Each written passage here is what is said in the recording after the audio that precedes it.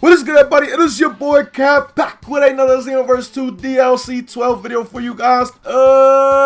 Hey, we are here with something a bit different and something a bit out of this world, like just absolutely insane and unbelievable. What you guys are about to see in this video, after you see it, you're literally gonna just be looking like, huh? Nani? That's possible now? And the thing about this is, more skills may be able to do what I'm going to showcase with Vanishing Ball, guys. DLC 12 did give a patch which was just a major buff to Vanishing Ball. It did the thing, like it had the patch note saying where it had like the change to damage reaction hit or something along those lines. Basically the same thing that happened to Sledgehammer. And we know what happened to Sledgehammer. Sledgehammer literally became godly beyond godly. It's literally its own ultimate during a stamina break. And Vanishing Ball has sadly basically become the same thing. What the hell? Now before we do get into this video, I do want to let you guys know that there is a double TP medal event going on. Sadly, I was not early to it. I did not find out about it till a little bit later, so I didn't want to make its own video considering there's only a day left for it. But within the next 24 hours, guys, you guys will have the opportunity to get double TP medals on Xenoverse 2, so I highly suggest you do take advantage of it if you do need those TP medals in this game. And I'll also be grinding these live with you guys on the website link down below in the description that starts with a T, ends with an H. I'm going to be doing some live TP medal grinds if you guys do want to come through. But getting back to this right here with Vanishing Ball. Vanishing Ball has always been, in my opinion, a very good move. It's a move that I've pretty much ran almost the entirety of the game, like since Xenoverse 2 first came out with. After a couple months, I believe, I started using this move. And ever since then, I've always used it at times. It may not always be on my build, but I've always used it throughout the history of the game without doubt, because it's just really good on its own. It can be used off knockaways. If your opponent teleports behind you, when you're actually activating it, it tracks to them on some just absolutely crazy nonsense. But now, after DLC 12, it has just been made absolutely insane. And what I mean by that is this right here, guys. Check this out. Do you see what I'm doing right now? Do you see this?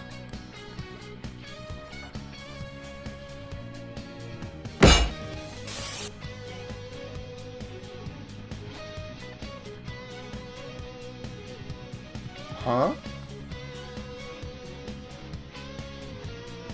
That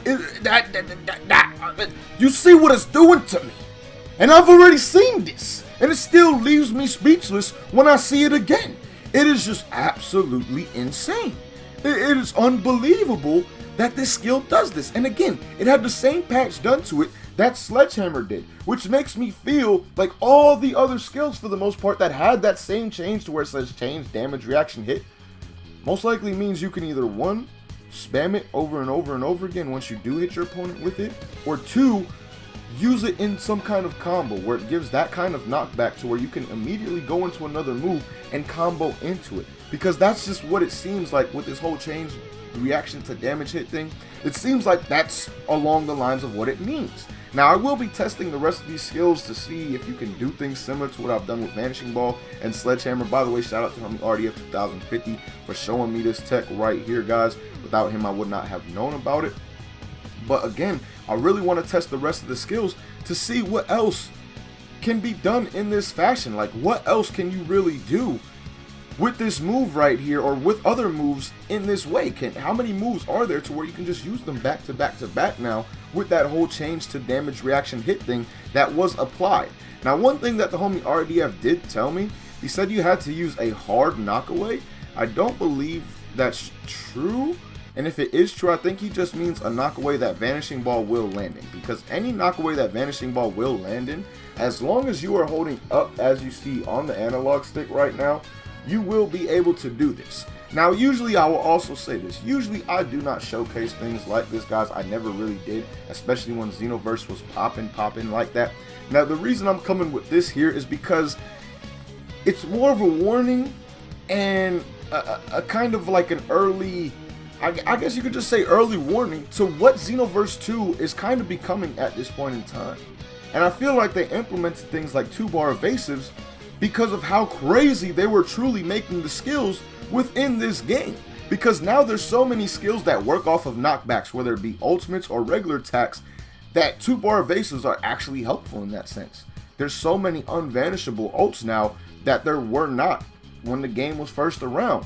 So those 2-bar evasives have honestly become that much more useful, and I highly recommend, guys, that you start using one on your CAC and any custom characters that you do make.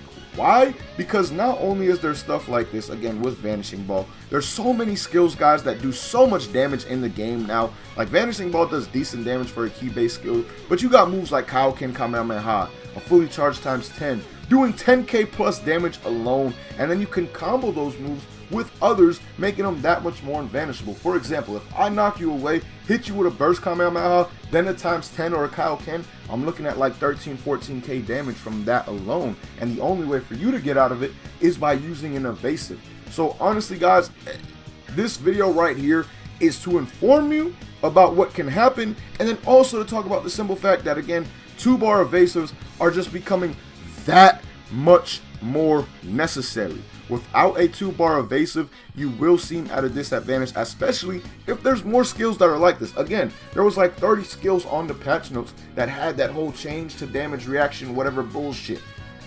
And the only 2 we've tested so far are absolutely insane, and you can just use them over and over and over and beat your opponent to a pulp with 2 buttons. So again, man, start running those 2-bar evasives, because if you do have a 2-bar evasive and someone does this to you, it won't be that big of a deal. Because it's like if you're in a combo and you waste your stamina, you use a vanish, that's only 2 bars. So if you use a 2-bar evasive, you're out and you're wasting the same amount of stamina that you would have in a regular combo or something along those lines. On top of the fact, again, of all the other ults that are unvanishable, all things like that. There's a lot of people running the Hakai now without actually using a stamina break or anything like that. Like, people will literally just do something like this, knock you away, and then go into the Hakai. Now, I don't have the Hakai on this current build, but that is what a lot of people are doing. So again, man, 2-bar evasives are just becoming that much more necessary, in my opinion, if you want to play this game any kind of bit seriously, play ranked or anything like that, just because of how much stuff the game is changing with all these patch notes. And like I said, I will be testing more and more skills to see if there's more skills that you can actually do this with, that you can actually just spam over and over and over again. Now, I will say, for some reason, you can only do it with Vanishing Ball after some kind of knockaway.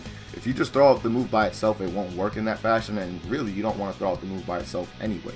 But again, let me know what you guys think about this, how insane that this truly is, this whole change to not only Vanishing Ball, the change to Sledgehammer, and potentially to a bunch of other skills as well. Because like I said, about 30 skills had that same exact patch done to them.